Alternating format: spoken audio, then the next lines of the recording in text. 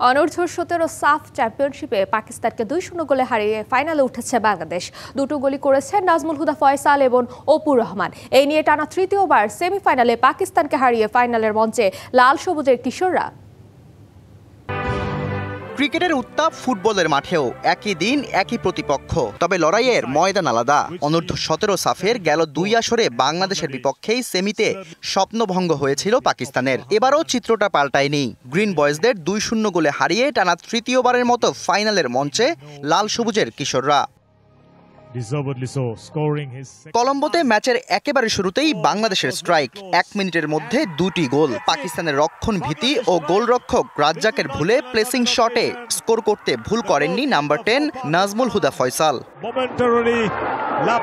1 গোলের উৎসব শেষ না হতেই এবার অপুর স্ট্রাইক, 2 ডিফেন্ডারের মাথার উপর দিয়ে দারুণ শট গোলকিপারের গ্লাভসকে ফাঁকি দিয়ে ঠিকানা খুঁজে নেয়।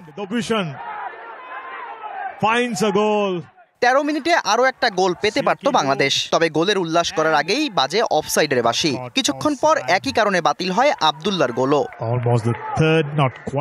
দ্বিতীয়ার্ধে গোলের জন্য তেমন মরিয়া ছিল না বাংলাদেশ, তবুও যে কটা সুযোগ এসেছে কাজে লাগাতে ব্যর্থ হয়েছেন ফরওয়ার্ডরা।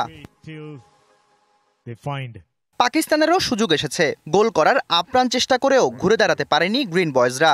শেষ পর্যন্ত 2-0 গোলের জয়ে মাঠ ছাড়ে বাংলাদেশ। আগামী 27 সেপ্টেম্বর এই কলম্বোতেই শিরোপা জয়ের মিশনে নামবে লাল সবুজরা।